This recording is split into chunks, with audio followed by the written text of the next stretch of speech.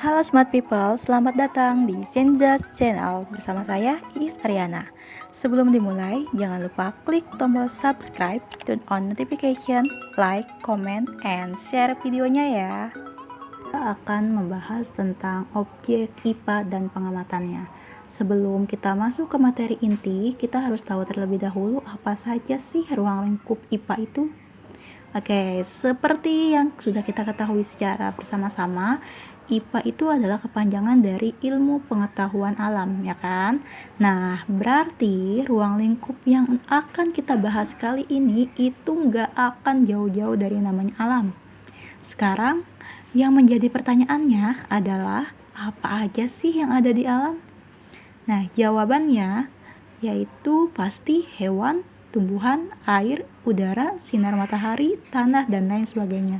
Namun, secara garis besar, objek di alam itu dikategorikan menjadi dua. Halo Smart People, apa aja? Yaitu objek biotik dan objek abiotik. Dikatakan dia objek biotik, artinya di dalamnya adalah suatu objek yang berasal dari makhluk yang hidup.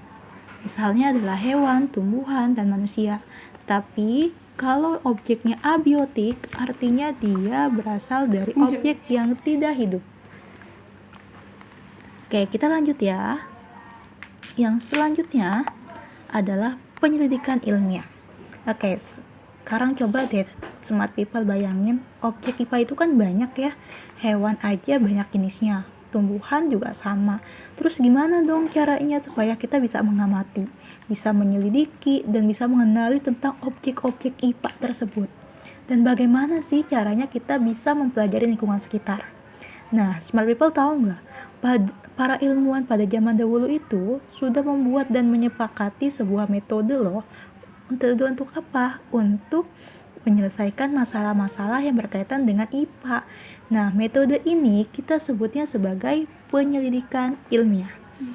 Penyelidikan ilmiah ini adalah merupakan cara-cara atau langkah-langkah yang digunakan oleh para ilmuwan untuk menyelesaikan sebuah masalah yang berkaitan dengan keilmuan.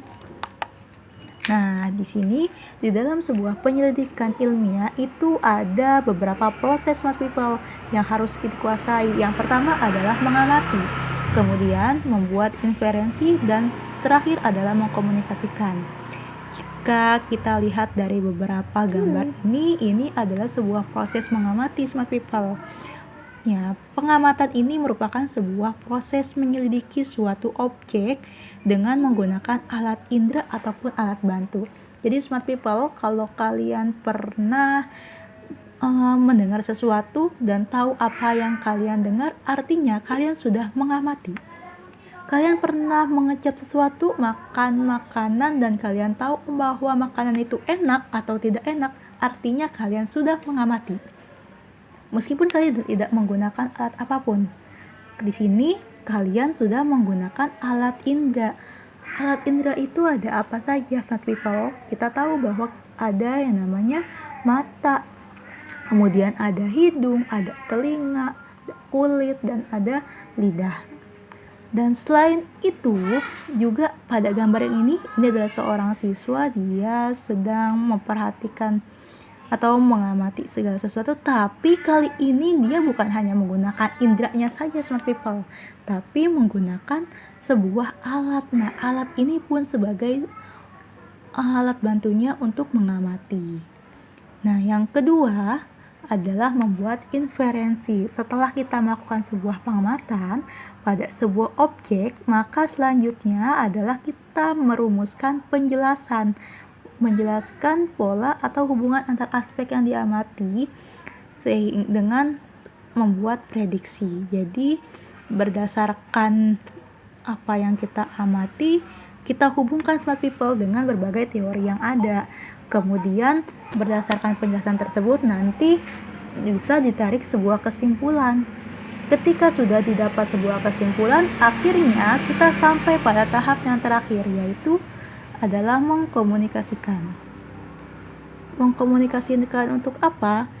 Untuk kesimpulan ini artinya sudah diperoleh yang namanya kesimpulan. Artinya kita harus yang menyampaikan kepada orang lain atau publik, tapi mesti dengan suatu hal yang jelas dan terperinci sehingga orang lain itu dapat memahami dengan baik apa yang kita sampaikan.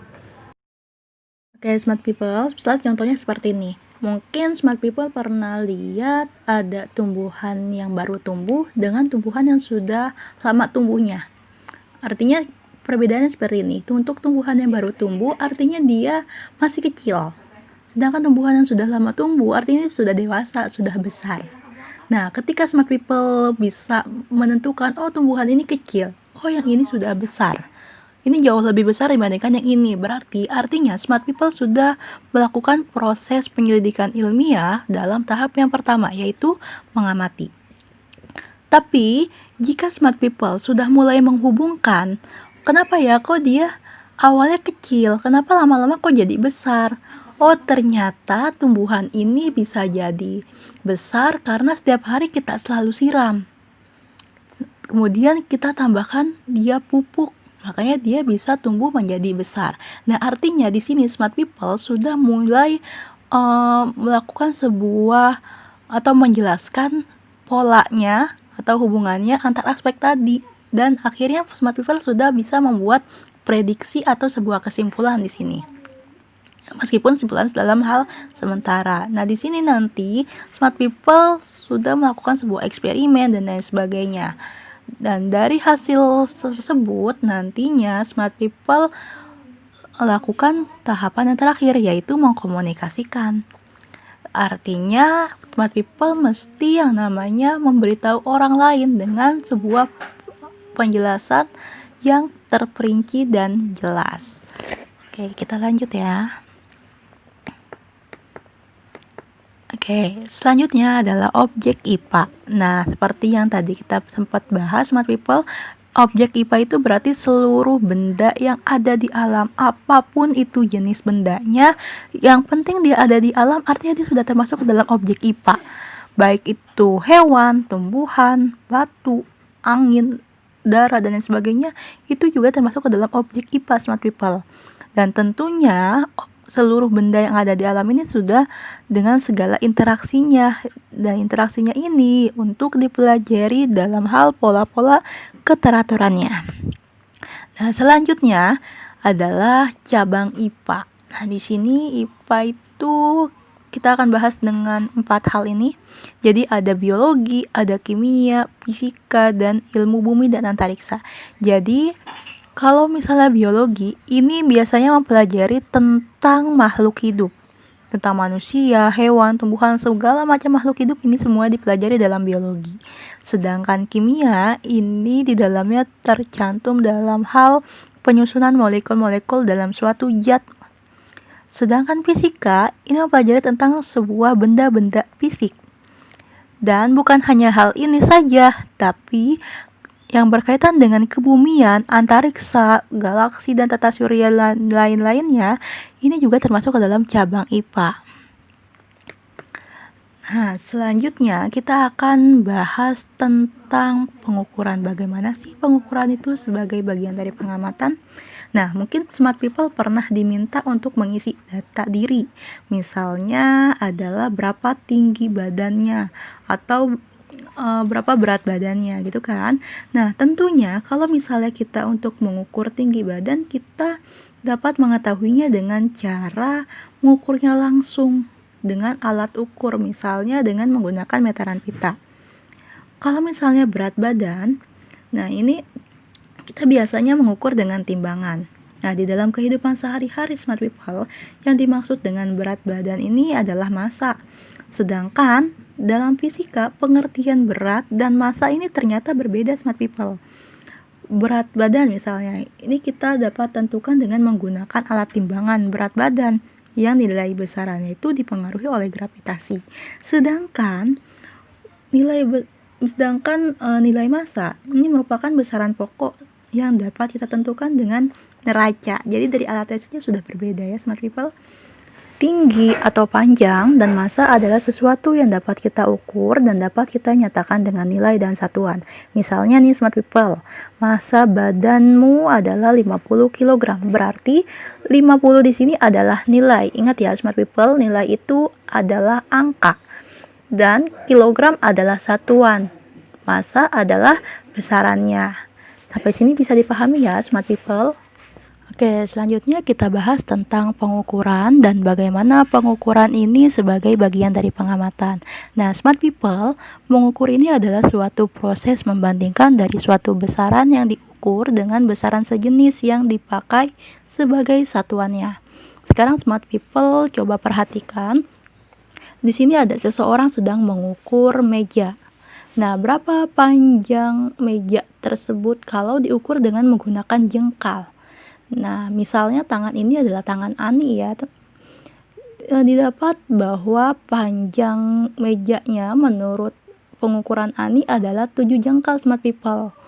Namun, karena ini menggunakan jengkal atau tidak menggunakan meteran, penggaris, mistar, atau alat bantu yang lainnya, maka bisa jadi kemungkinan besar peluangnya ya, itu hasil pengukurannya akan berbeda dengan Ani tadi smart people. Kalau tadi Ani adalah 7 jengkal, bisa jadi ketika Tono yang mengukur dengan jengkalnya Tono, itu hasilnya bisa 8 atau mungkin 6 atau mungkin lebih dari situ.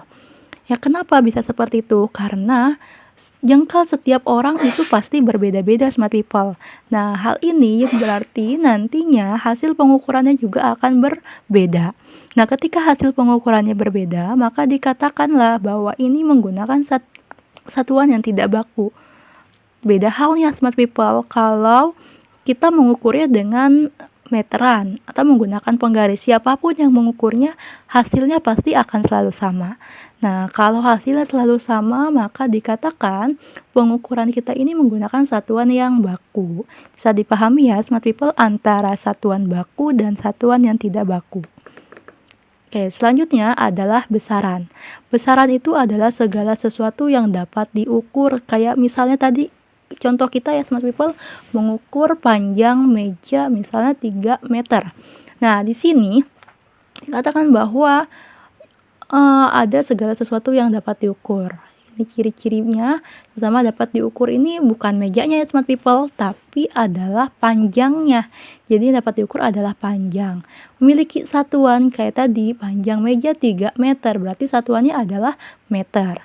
Nah, yang angka tadi ada angka berapa? Oh, angka 3. Berarti angka 3 itu dinyatakan dengan angka. Nah, 3 itu adalah nilainya smart people.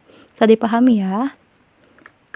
Nah, selanjutnya adalah besaran-besaran yang ada di dalam IPA.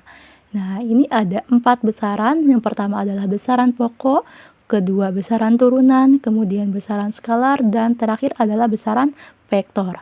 Dikatakan dia besaran pokok, artinya besaran ini sudah ada sebelumnya dan sudah didefinisikan serta disepakati secara internasional. Sedangkan besaran turunan adalah besaran yang didapat karena adanya penurunan dari besaran pokok ini smart people. Lalu besaran skalar. Besaran skalar ini adalah besaran yang punya nilai tapi dia tidak memiliki arah. Sedangkan besaran vektor adalah besaran yang punya nilai dan juga memiliki arah.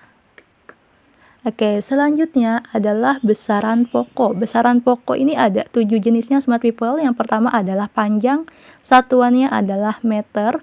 Kemudian massa, satuannya kilogram.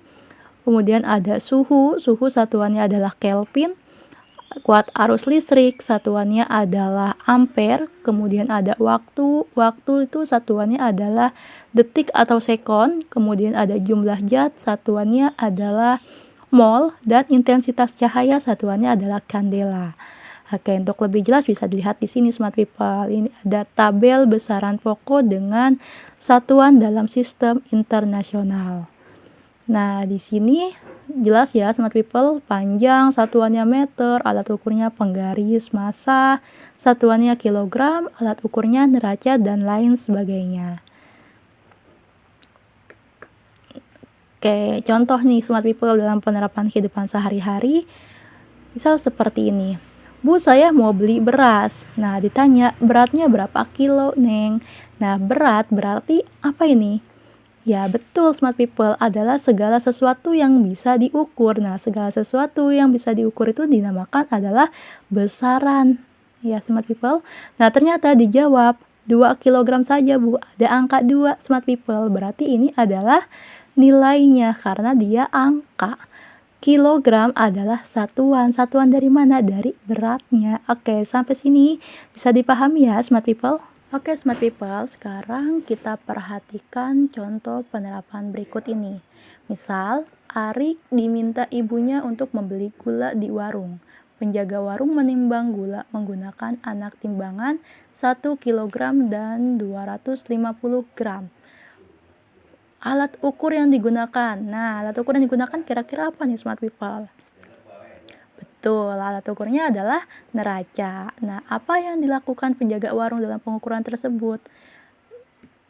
Oke, yang dilakukan oleh penjaga warung tersebut adalah mengukur menggunakan alat bantu. Yang selanjutnya, apa yang diukur? Berat atau massa? Nah, tadi sempat kita singgung ya, smart people. Kalau kasusnya seperti ini, kira-kira berat atau massa nih, smart people? Oke, betul sekali, jawabannya adalah massa. Nah, sebutkan nama besaran, nilai besaran yang diukur dan satuannya. Oke, nama besarannya kira-kira apa dari kasus ini, smart people? Nah, jelas sekali, yang diukurnya massa berarti nama besarannya adalah massa. Nilai besaran, nah bahas tentang nilai berarti bahas tentang angka. Kita lihat aja di kasus ini angkanya yang mana ya, smart people? Oh iya, 1 dan 250, berarti nilai besarannya segitu, smart people. Nah, satuannya ada 2, karena angkanya 2 berarti satuannya ada 2, yaitu kilogram dan gram. Oke, smart people, sampai jumpa di pembahasan berikutnya. Semoga bermanfaat and thank you.